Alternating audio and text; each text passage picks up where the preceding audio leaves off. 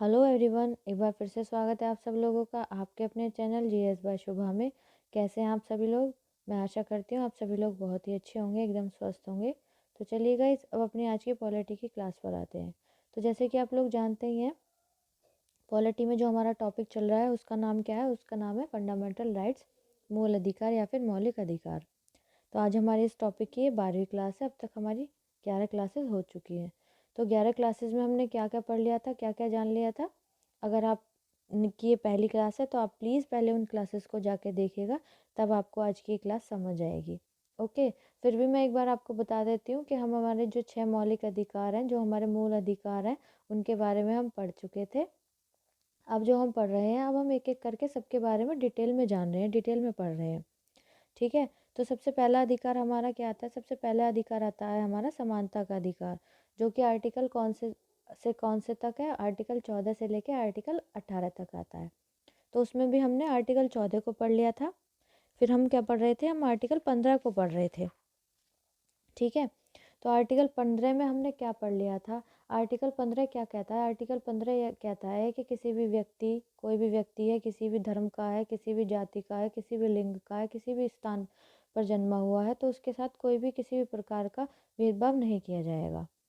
Article 15 हमको ये बताता है।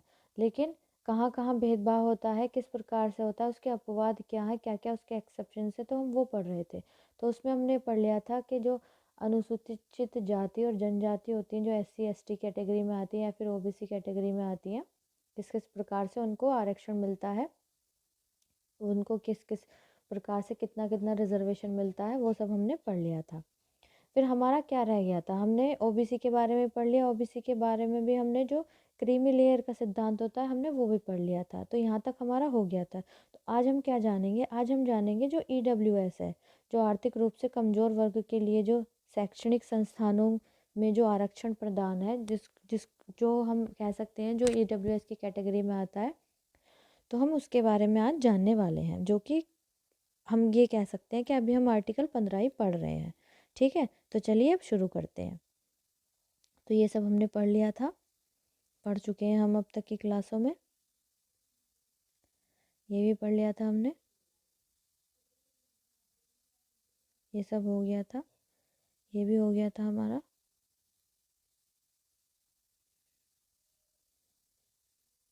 अब हम क्या पढ़ेंगे? हमने ये भी पढ़ लिया था, क्रीमी लेयर भी पढ़ लिया था, हो गया था हमारा। अब जो हमारा चलेगा, आज हमारा ये चलेगा। तो क्या चलेगा कि आर्थिक रूप से कमज़ोर वर्गों के लिए जो शैक्षिक संस्थान होती हैं, उनमें जो आरक्षण होता है, जिसको हम क्या कह सकते हैं? Reservation for EWS in educational institutions. तो किस प्रकार से रिजर्वेशन मिलता है? जो जनरल कैटेगरी में लोग आते हैं, जो सामान्य वर्ग के लोग होते हैं, उनके लिए भी आरक्षण बना दिया गया है सरकार द्वारा। तो वो कब बनाया, किस प्रकार से वो लागू होता है और किन किन को उसका लाभ मिलता है, वो हम जानने वाले हैं। ठीक है, तो इससे ये होगा कि आपको सारी चीज़ें पता चल जाएंगी, सब चीज़ आपके दिमाग में होंगी। जब आप अपने फंडामेंटल राइट्स पढ़ेंगे तो तैयार हो जाएगा सारा कुछ। एक बार ही अगर आप सारी क्लासेस ले लेंगे तो सारी चीज़ें आपको शुरू से लास्ट तक क्लियर होती चली जाएंगी, कोई भी तरीके का कन्फ्यूज़न नहीं रहेगा। ठीक है, तो चलिए अब हम जानते हैं कि ये ईडब्ल्यूएस जो होता है, ये होता क्या है, इसके बारे में हम जानते हैं। तो सबसे पहले कहा गया है, उपरोक्त अपवाद डी को 103वें संशोधन अधिनियम 2019 द्वारा जोड़ा गया था। अब ये जो अपवाद है, एक्सेप्शन ही कह सकते हैं। क्यों? क्योंकि आर्टिकल 15 तो हमको ये बताता है कि कोई भी व्यक्ति किसी भी धर्म का हो, किसी भी लिंग का हो, जाति का हो, कहीं भी जन्मा हुआ हो भारत देश में, तो उसके साथ किसी भी तरीके का कोई भेदभाव नहीं किया जाएगा। लेकिन यहाँ उसको आरक्षण मिल रहा है कि जिस भी व्यक्ति को मिल रहा है, तो ये एक अपवाद ही हुआ। तो इसमें ये 103 जो हमारा अमेंडमेंट हुआ था, संविधान के अंदर संशोधन हुआ था, कब हुआ था? 2019 के अंदर हुआ था। तो 2019 द्वारा ये जोड़ा गया था। इस प्रावधान को प्रभावकारी बनाने के लिए केंद्र सरकार ने वर्ष 2009 में शिक्षण संस्थानों में नामांकन के लिए आर्थिक रूप से कमजोर वर्गों के लिए 10% आरक्षण संबंधी आदेश जारी किया।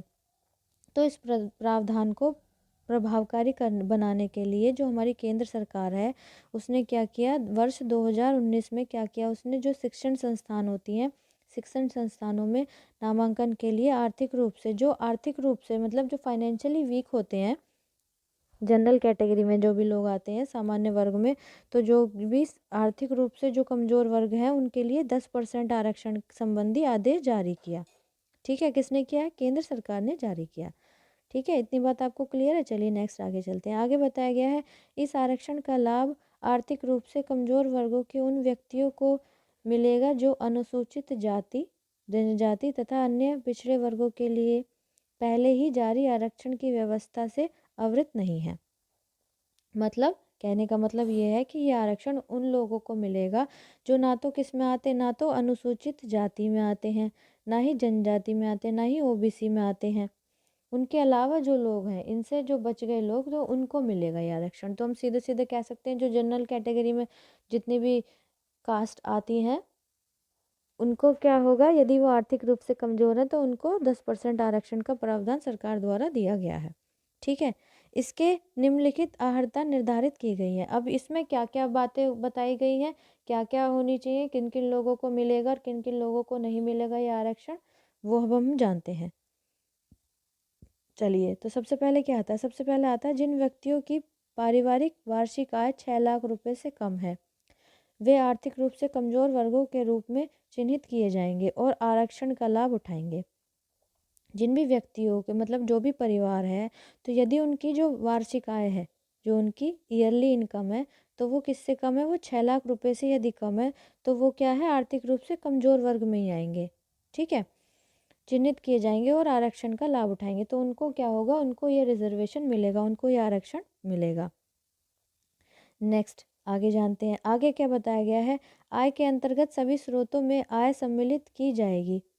वेतन, खेती, व्यवसाय, व्यापार आदि और आवेदन करने के वर्ष के पूर्ववर्ती वित्तीय वर्ष की आय को ही आधार बनाया जाएगा। अब इसके अंतर्गत जो है, आय के अंतर्गत सभी स्रोतों को देखा जाएगा, सभी चीज़ देखी जाएंगी कि जो व्यक्ति है उनके घर में जो कमाने वाला व्यक्ति है, जो भी इस आरक्षण का लाभ उठाना चाह रहा है, तो देखेंगे कि उसके घर में उन सालाना वेतन कितना है, उन पर कितनी खेती है, व्यवसाय है या नहीं है, वो लोग व्यापार तो नहीं कर रहे हैं आदि। ये सब चीज़ें देखकर तभी उनको क्या होगा? आवेदन करने के एक मतलब कि जब उन्होंने अप्लाई करा है इस चीज़ के लिए, आवेदन किया है कि हमको भी क्या है, सर्टिफिकेट मिलना चाहिए ईडब्ल्यूएस का, यदि वो सर्टिफिकेट बनवाना चाहते हैं, तो जब उन्होंने अप्लाई करा है उससे लगभग पहले साल तक उनकी सब सारी चीज़ें छानबीन करी जाएंगी, तब जाके उनको ये आरक्षण प्रदान किया जाएगा। ठीक है, इतनी बात आपको क्लियर है? चलिए नेक्स्ट आगे चलते हैं। आगे क्या बताया गया है? आगे बताया गया है, वैसे व्यक्तियों को आर्थिक रूप से कमज़ोर वर्ग से बाहर रखा जाएगा जिनके परिवार में निम्नलिखित में से किसी एक प्रकार की परिसंपत्ति का स्वामित्व रखा हो या फिर रखते हो।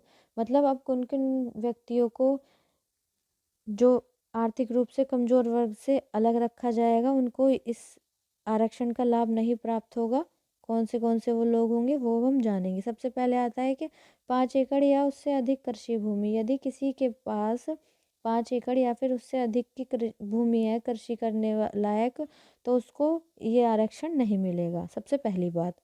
दूसरी बात क्या आती है? दूसरी बात आती है कि यदि 1000 वर्ग फीट या उससे अधिक बड़ा आवासीय फ्लैट, यदि 1000 वर्ग फीट या फिर उससे बड़ा किसी का भी शहर के अंदर आवासीय फ्लैट है, तो भी उसको यह आरक्षण नहीं मिलेगा। अधिसूचित नगरपालिकाओं के अंतर्गत 100 गज या अधिक बड़ा आवासीय भूखंड या फिर प्लॉट, यदि जो अधिसूचित नगरपालिकाएं हैं उसके अंतर्गत यदि 100 गज या फिर उससे बड़ा आपका आवासीय भूखंड है या फिर कोई प्लॉट है, तो फिर आपको क्या है? आपको ये आरक्षण नहीं मिलेगा। आपको इस आरक्षण की जो लाभ है इस आरक्षण का वो प्राप्त नहीं होगा। ठीक है, सारी कंडीशन समझते चलिएगा। नेक्स्ट क्या आता है? नेक्स्ट आता है कि जो अधिसूचित क्षेत्र हैं, अधिसूचित क्षेत्र से बाहर 200 गज या अधिक बड़ा आवासीय भूखंड। अब जो जो अधिसूचित क्षेत्र है उससे बाहर या तो उसका 200 गज या फिर उससे बड़ा कोई आवासीय भूखंड है, भूमि का कोई टुकड़ा है, उसका कोई प्लॉट वगैरह है, तो भी उसको यह आरक्षण नहीं मिलेगा ईडब्ल्यूएस का। तो उसको सर्टिफिकेट नहीं दिया जाएगा। कोई भी बच्चा है, सेक्शन मतलब कहीं भी एडमिशन लेना चाहता है या फिर किसी भी गवर्नमेंट जॉब के लिए अप्लाई करना चाहता है, वो तो खैर आपको सब पता ही होगा इस बारे में। ठीक है, तो अब हमारा नेक्स्ट वन है। नेक्स्ट क्या कहता है? नेक्स्ट कहता है कि आर्थिक रूप से कमज़ोर कोटि या फिर दर्जे का निर्धारण करते समय परिवार द्वारा विभिन्न नगरों या स्थानों पर धारित संपत्ति को एक साथ जोड़कर किया जाएगा। मतलब जो भी आर्थिक रूप से कमज़ोर व्यक्ति माना जाएगा या फिर इस कोटि का या इस दर्जे का माना जाएगा या निर्धारित किया जाएगा, करते समय क्या देखा जाएगा? जो परिवार है, परिवार द्वारा विभिन्न या फिर नगरों में या फिर स्थान पर धारित संपत्ति को एक साथ जोड़कर किया जाएगा। मतलब ये भी देखी जाएगी कि जो उसके परिवार है, उसके जो परिवार की संपत्ति है वो कितनी है। तो सारी चीज़ें देख कर ही ये आरक्षण फिर उस व्यक्ति को दिया जाएगा। ठीक है, चलिए नेक्स्ट आगे चलते हैं। आगे क्या कहा गया है? इस उद्देश्य के लिए परिवार के अंतर्गत लाभार्थी के माता पिता, अब जैसे कोई व्यक्ति है, उसने क्या है, अपना ईडब्ल्यूएस के सर्टिफिकेट के लिए उसने अप्लाई करा, तो क्या क्या चीज़ें देखी जाएंगी? तो उसके परिवार के अंतर्गत जो लाभार्थी है, जो ईडब्ल्यूएस का लाभ लेना चाहता है, कोई जो भी व्यक्ति है, तो उसके जो माता पिता हैं या फिर 18 वर्ष से कम आयु के भाई बहन, ये देखा जाएगा। उसके उसका या उसकी पति या पत्नी तथा 18 वर्ष से कम आयु के बच्चे शामिल नहीं माने जाएंगे। तो वो फिर ये लोग उसमें शामिल नहीं माने जाएंगे। ठीक है, यदि ऐसा है तो उसको क्या है, शामिल इन लोगों को क्या है, ये दोबारा से बताती हूँ कि इस उद्देश्य के लिए परिवार के अंतर्गत जो लाभार्थी है, उसके माता पिता या फिर 18 वर्ष से कम आयु के भाई बहन या उसके पति या पत्नी या 18 वर्ष से कम आयु के बच्चे शामिल नहीं माने जाएंगे। जो भी इसका लाभ लेना चाहता है केवल उसी को लाभ मिलेगा। ये नहीं है कि सर्टिफिकेट बनवा लिया किसी ने तो ये उसके माता पिता को भी उसका लाभ मिल जाएगा, या फिर 18 वर्ष से छोटे उसके भाई बहन हैं उनको भी ये लाभ मिल जाएगा, या फिर उसके या फिर कोई लड़का है तो उसने उसकी पत्नी को इसका लाभ मिलेगा, या फिर कोई लड़की है या उसके पति को इसका लाभ मिलेगा, या फिर 18 वर्ष से कम आयु के उसके बच्चे हैं वो भी इसमें शामिल होंगे। ऐसा कुछ भी नहीं होगा। जिस व्यक्ति ने अप्लाई करा है, जिसके नाम पर है, ले केवल उसी को उस प्रकार की छूट मिलेगी। ठीक है, उसी को इसका लाभ मिलेगा। तो ये था हमारा ईडब्ल्यूएस का जो एक्सप्लेनेशन था, वो मैंने आपको बता दिया है। तो कल की क्लास में हम जानेंगे आर्टिकल 16 के बारे में, जो लोक नियोजन के विषय हैं और उनके अवसर हैं, उसकी समानता और उनके अपवादों के बारे में हम पढ़ेंगे अपनी नेक्स्ट क्लास में। तो आई होप आज की क्लास आपको अच्छी लगी होगी और अच्छे से समझ आई होगी। तो आपको क्लास कैसी भी लगी है आप प्लीज़ कमेंट में ज़रूर बताइएगा। अगर अच्छी लगी है तो प्लीज़ लाइक भी कीजिएगा और बच्चों तक भी शेयर कीजिएगा, ताकि और बच्चे भी इस चैनल से जुड़ सके और कंप्लीट में जीएस पढ़ सके। अगर आप इस चैनल पर नए हैं, पहली बार आपने चैनल पर विजिट किया है, तो प्लीज़ चैनल को सब्सक्राइब ज़रूर कीजिएगा, बेल आइकन को भी हिट कीजिएगा, ताकि जब मैं रोज़ रोज़ वीडियो अपलोड करूँ तो आप तक नोटिफिकेशन आ जाए और आप इजीली अपनी पढ़ाई को आगे कंटिन्यू कर सकें। सो गाइस, आज के लिए इतना ही रखते हैं। अब मिलते हैं नेक्स्ट क्लास में। तब तक के लिए थैंक यू वेरी मच।